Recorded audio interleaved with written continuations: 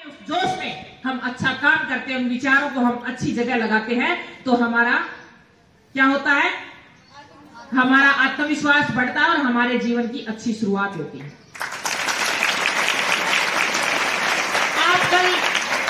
आप कल सुबह इस चीज को प्रैक्टिकली नोट करना। आप सुबह 4 बजे उठना, आप एक दिन 8 बजे उठना, एक दिन आप 4 बजे उठना। आप जब 4 बजे उठेंगे और 4 बजे उठ करके पानी वगैरह पी करके थोड़ा बहुत आप अगर फ्रूट वगैरह जो भी खाना चाहे, उसके बाद आप ग्राउंड पे जाना, और जब ग्राउंड के आप चक्कर लगाएंगे, आपके अंदर जो थॉट आएंगे, जो विचार आएंगे, आप देखना कितने पॉजिटिव आएंगे। क्या क्या आएगा आपके मन में, मैं ये कर दूं, दुनिया बदल दूं, मैं ये भी कर सकता हूं, मैं वो भी कर सकती हूं, मैं ये भी अचीव कर सकती हूं। ऐसे थॉट आएंगे, ये आएगा कि मैं बहुत कुछ कर सकता हूं। लेकिन एक दिन आप 8 बजे उठना, आप नहीं लगेगा स्कूल भी जाना पड़ेगा, लेट भी होगी, ड्यूटी भी जाना पड़ेगा, वह मैडम भी नकम्मी है, वो मास्टर हेड मास्टर बहुत नकम्मा पाओगा। यानी कि हमारे अंदर क्या आएगा, नेगेटिव थॉट। हमारी बड़ी दादी कहती है कि सवेरे 4 बजे उठना चाहिए। वो इसलिए उठना चाहिए क्योंकि हम रात को सो के उठते हैं, हमारे शरीर के अंदर एक ऊर्जा होती है, एक एनर्जी होती है, और जो हम 4 से 8 बजे तक जितना काम कर पाते हैं, इतना हम पूरे दिन तक भी नहीं कर पाते, क्योंकि वो एक एनर्जी होती है। पूरी रात हमने अपनी बॉडी को रेस्ट दिया है और एक ऊर्जा होती है, और 4 बजे हमारे अंदर पॉजिटिव थॉट आती है। प्रकृति का नियम है, आप जल्दी सोइए, जल्दी उठिए। मैं वैसे बताने को तो आपको बहुत सारी बातें और भी बता दूंगी, मैं इसलिए बता रही हूं कि ये आपके जीवन में बदलाव लेके आओगे। अगर आपने 4 बजे उठ के जाना शुरू कर दिया, तो किसी ब्यूटी पार्लर के जाने की जरूरत नहीं है, किसी डॉक्टर के जाने की जरूरत नहीं है। सिर्फ एक नियम फॉलो करना है कि सुबह उठना है, पानी पीना है, और 1 घंटा 24 घंटे में से हमने अपने शरीर के लिए लगाना है। मैं गारंटी के साथ कहती हूं, मैं दावे के साथ कहती हूं, किसी भी डॉक्टर की आपको आवश्यकता नहीं पड़ेगी। आप फिट फाइन रहेंगे, कोई भी काम कर सकते।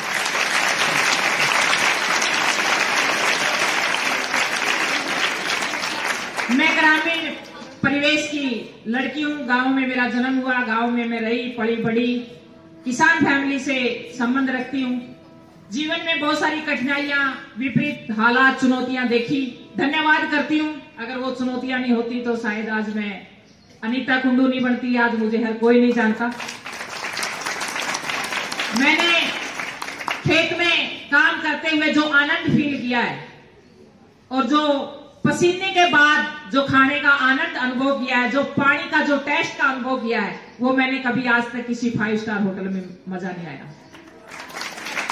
क्योंकि मैंने गांधी को पढ़ा था, अंबेडकर को पढ़ा था, मैं पढ़ती रहती हूं, तो उसमें एक ही बात लिखी गई है, संघर्ष के बाद, मेहनत के बाद, काम के बाद जब आपको किसी भी चीज का आनंद आता है, वो एक अद्भुत होता है। और वो मैंने काम करते करते किया।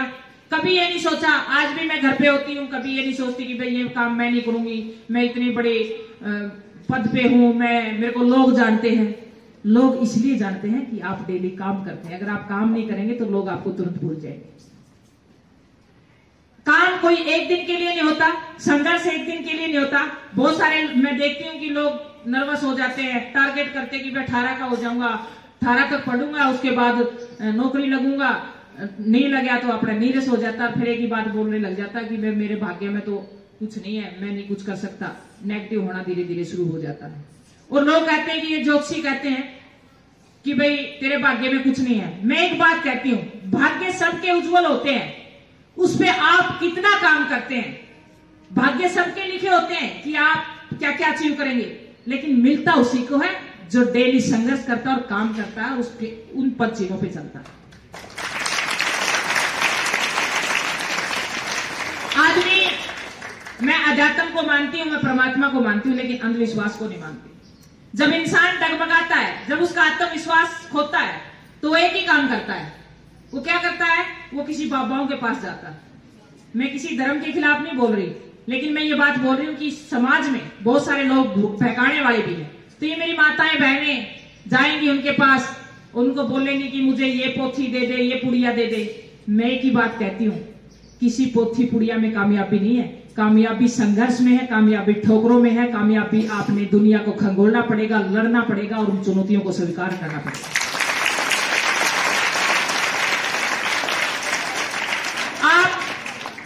आप अपने जो किताबें सभी छोटी बहनें मेरी, आज के दिन आपने क्या करना है, आपके पास एक छोटा सा बस्ता है। आप अपने जीवन में क्या करना चाहती हैं, उस लक्ष्य को लिखें कि मैं स्पोर्ट्स पर्सन बनना चाहती हूँ, मैं एक अच्छी एक्टर बनना चाहती हूँ, एक अच्छी डॉक्टर बनना चाहती हूँ, एक अच्छी इंजीनियर बनना चाहती हूँ। उसके लिए मैंने डेली क्या क्या काम करने पड़ेंगे, क्या क्या उसके लिए जरूरी है, और उसके लिए मैंने छोटे छोटे टास्क क्या करने हैं। ये तो मेरा 20 साल तक मैं इंजीनियर बनूंगी, मेरी इंजीनियर की पढ़ाई 20 साल तक पूरी होगी, और मैं तब जाके, उससे पहले मैंने कौन कौन से टास्क 6 महीने में मैंने कौन सा पेपर अचीव करना है, उसके बाद क्या करना है, वो छोटे छोटे पड़ाव आप तैयार कीजिए। और उनके लिए डेली, एक दिन नहीं, डेली आपने संघर्ष करना पड़ेगा। मैं एक बात कहती हूं, मेरी क्लास में बहुत सारे इंटेलिजेंट बच्चे रहे हैं। इंटेलिजेंट बच्चा ही आगे नहीं बढ़ता, वो बच्चा आगे बढ़ता है जिसमें हर रोज लगातार लगे रहने की इच्छा शक्ति है, वो जो हर दिन चलता रहता है। आपने एक स्टोरी सुनी होगी, एक कछुआ और खरगोश की, सुनी है ना? तो खरगोश और कछुआ रेस शुरू कर देते हैं, और खरगोश क्या सोचता कि मैं तो बहुत फास्ट भागता हूं, और देखा उसने पीछे मुड़के की कछुआ तो अभी बहुत पीछे है, तो आराम से सो गया। अच्छी रेस मार की नींद आएगी तो इतनी रेस मारा, बाछा नींद आ, बाछा जाग, क्योंकि मैं स्पोर्ट्स पर्सन हूं, मेरे को पता है, पता चला ही नहीं करता। और कछुआ अपने धीरे धीरे धीरे धीरे कदमों से, अपनी मस्ती से, अपने बिंदास अंदाज से और अपने लक्ष्य पे पहुंच जाता है। और खरगोश देखता है, उत्तरी मैं तो सो गया और मुझे पता ही नहीं चला था, खरगोश तो कछुआ तो आगे निकल गया। यानी कि कछुए में क्या थी, कंटिन्यूटी, लगातार लगे रहना। क्या थी, कंटिन्यूटी, लगातार लगे रहने की इच्छा शक्ति। आप कितने एवरेज स्टूडेंट हैं, कोई मायने नहीं रखता, बर्डन कभी भी नहीं लेनी, मस्ती में रहना, इंजॉय करना, कोई भी स्ट्रगल आ जाए उसको भी इंजॉय करना। और जब आप इंजॉय करते हुए किसी चीज को, मस्ती में आनंद लेते हुए आगे बढ़ेंगे तो आपको कामयाबी 100% मिलेगी, ये मैं दावा करती हूँ।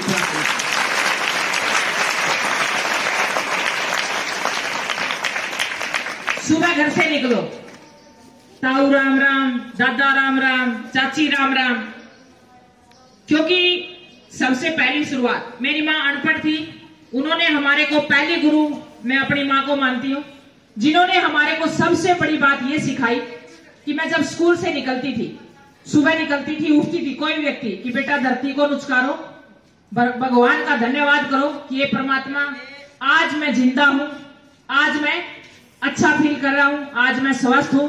बड़े बुजुर्ग अपने दादी के नमस्ते करो, सभी को पानी दो, और जितने भी आपको व्यक्ति मिले दिन में सभी को दादा नमस्ते, ताऊ नमस्ते, चाचा नमस्ते।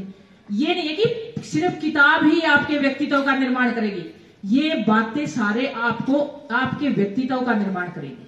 अब मैं गांव से निकलती हुई आई हूं, मैं कम से कम आधा घंटा सात रोड में लगाया आते आते।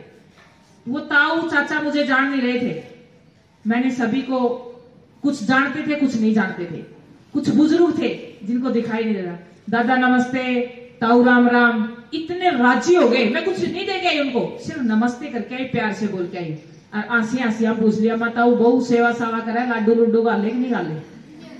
ये कहने का मेरा भाव ये है कि हम समाज से हमारे व्यक्तित्व का निर्माण होता है, वहां से हमारे को जो उन्होंने संघर्ष किया, जो उन्होंने मेहनत की उन बुजुर्गों ने, वो पॉजिटिव वाइब्रेशन हमारे को मिलती है, और वो वाइब्रेशन ही हमारी ऊर्जा बढ़ती है, हमारी एनर्जी बढ़ती है, और वही हमारे को आगे लेके जाती है। हमारी बड़ी दादी चाची ताई सुनी होगी आपने कि बड़ों का आशीर्वाद हमारे बहुत मायने, ब्लेसिंग।